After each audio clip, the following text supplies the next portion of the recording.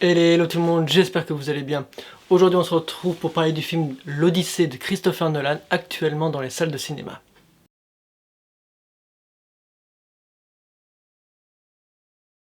Encore une fois, Nolan prouve qu'il sait complètement gérer la caméra, ses acteurs, ses équipes, parce que franchement L'Odyssée, faut dire ce qui est, c'est juste magnifique.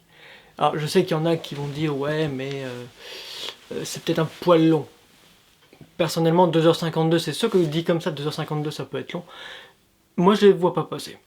Je veux dire, ça a été vraiment impressionnant, les images sont magnifiques, en plus c'est des décors réels, c'est pas comme si c'était du fond vert, parce que dans ce genre de film, généralement c'est vrai que les producteurs aiment bien utiliser les fonds verts parce que c'est un moindre coût, mais là c'est des vrais décors, donc on le ressent, on le voit. Pareil pour ce qui est des comédiens, c'était extrêmement dur pour eux parce que dans les interviews qu'ils ont données un peu partout, ils ont révélé que tourner entièrement en IMAX c'était très compliqué parce que la pellicule ne fait que 3 minutes et après il fallait changer et donc pour eux il fallait rester dans la même émotion, ne pas bouger. Donc c'était particulièrement compliqué et franchement c'est incroyable de voir ce qu'ils ont fait avec tout ça. Pour ce qui est des décors, on l'a dit, les costumes, pareil, j'ai envie de... Alors certes, bon, les costumes, c'est pas vraiment... ça reflète pas vraiment, c'est sûr, cette époque-là dans la vraie vie, parce que c'était pas aussi sombre, mais du moment où on connaît le style de Christopher Nolan, on sait particulièrement que ça va être noir, que ça va être sombre.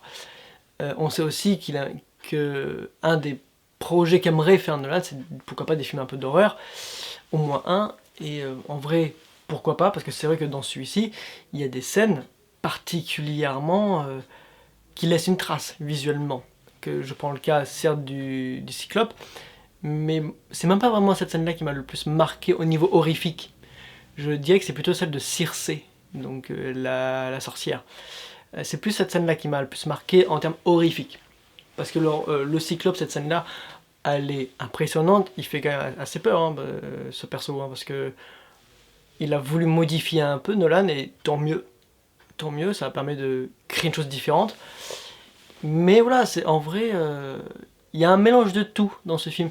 Il y a de l'horreur, il y a de l'aventure, il y a de l'action, il y a du drame. Il parle de beaucoup de choses. Le temps, bon, ça c'est un des sujets que Nolan aborde quasiment dans tous ses films, hein, que ce soit dans Inception, c'est la base, Interstellar aussi, même dans les Dark Knight, dans Memento, dans Le Prestige, dans Dunkerque, dans quasiment tous ces films, il parle du temps, et bah dans celui-ci ça fait pas exception. Ça parle du temps, ça parle de la famille, de l'amitié, de la fraternité. On parle de trahison, on parle d'amour, on parle de défis, de héros comme de méchants. Du coup, enfin, il y a beaucoup de thèmes abordés dedans qui font que justement c'est un récit qui colle parfaitement pour Christopher Nolan. Pour ce qui est de la musique, c'est pas. Alors, encore une fois, ce n'est toujours plus Hans Zimmer parce qu'il est. Alors, Hans Zimmer, je crois qu'il avait fait jusqu'à Dunkerque. Après, à partir de Tenet, je crois que c'était quelqu'un d'autre. Donc, il y a eu Tenet, Oppenheimer, et là, du coup, l'Odyssée. Mais personnellement, la musique, elle est juste folle. Quand on l'écoute comme ça, elle est incroyable. Mais quand on écoute la musique avec les images du film, c'est sublime. Ça passe parfaitement, ça concorde parfaitement avec le récit. Le seul problème que je vais dire à l'Odyssée, je dirais, c'est pas vraiment un problème parce que pour moi, je m'en fiche un petit peu, mais c'est vrai que les plus hargneux vont peut-être reprocher ça, c'est que Nolan va expédier peut-être 2 ou 3 défis. Au lieu de s'éterniser dessus, il va faire assez rapidement.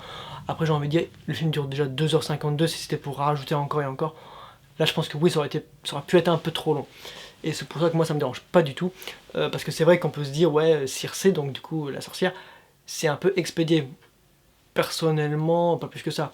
On peut se dire aussi, par rapport au personnage de Charlize Theron, on peut se dire, mais qui est-elle vraiment, etc., etc. Enfin, pour ceux qui ne connaissent pas l'Odyssée d'Homère. Mais personnellement, ce n'est pas dérangeant. On comprend suffisamment qui sont ces personnages, comment dire, quels sont leurs buts, on va dire, et pour sans vous spoiler. Donc c'est pour ça que personnellement le film passe parfaitement.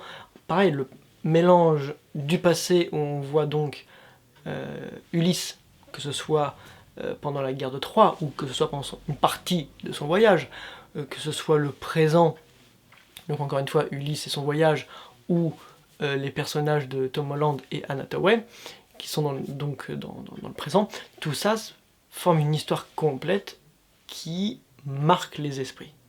Ça ne serait qu'un voyage, que le voyage d'Ulysse, ça aurait pu être intéressant, mais le truc c'est qu'on l'a déjà vu. Il y a eu plein d'adaptations de l'Odyssée d'Homère, donc personnellement, il n'y aurait pas eu grand intérêt à le réadapter une nouvelle fois, surtout venant de la part de Nolan. Et là, le fait qu'il ait pris ce thème tout en le modifiant et tout en rajoutant des personnages, en raccourcissant certaines scènes pour favoriser autre chose, je trouve personnellement que c'est une très bonne idée.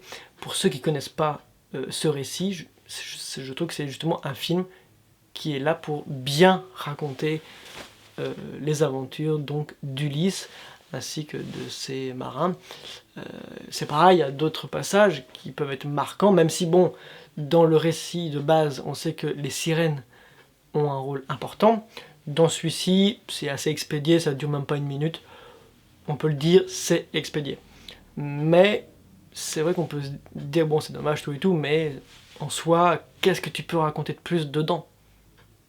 Il n'y a pas grand chose, on sait comment c'est, enfin on sait dans le récit, quand on lit le livre, comment Ulysse s'en débarrasse, comment il relève ce défi, mais c'est tout.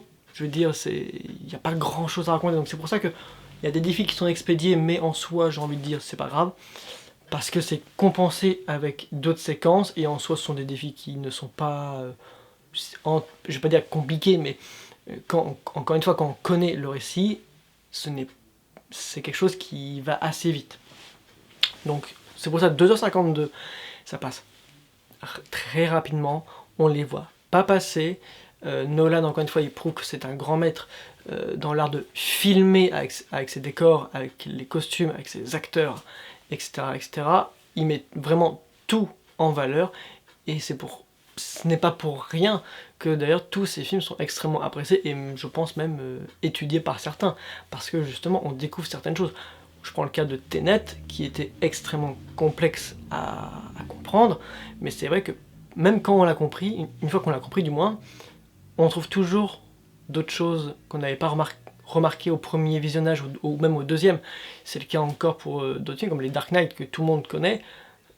C'est une saga que on redécouvre, on a le plaisir de redécouvrir, et même on va voir des détails qu'on n'aurait pas forcément vus encore et encore et encore. Donc c'est pour ça que Nolan, il arrive à faire des choses vraiment remarquables, et c'est pour ça que je ne peux que vous conseiller d'aller voir le film L'Odyssée, que ce soit pour son casting, sa réalisation, ses décors, la musique, etc., etc. Donc vraiment, allez voir L'Odyssée, c'est vraiment une pure folie. Voilà, c'est à peu près tout ce que j'avais à dire sur ce film-ci, parce que franchement, encore une fois, il n'y a pas vraiment de défaut, hein, donc c'est vraiment une claque visuelle. Franchement, c'est surtout ça qu'on va retenir, c'est une vraie claque visuelle faite pour le cinéma et pas pour les plateformes de streaming. Donc si vous avez l'occasion, allez le voir en salle, ça le mérite amplement et largement. Voilà, c'est tout ce que j'ai à dire. J'espère en tout cas que cette vidéo vous aura plu, qu'elle vous aura intéressé. N'hésitez pas à me dire en commentaire ce que vous en avez pensé. Est-ce que vous avez pensé du film L'Odyssée, hein, parce que voilà, je pense que vous allez être assez nombreux à l'avoir vu. Sur ce, je vous dis à la prochaine pour de prochaines vidéos. Ciao tout le monde!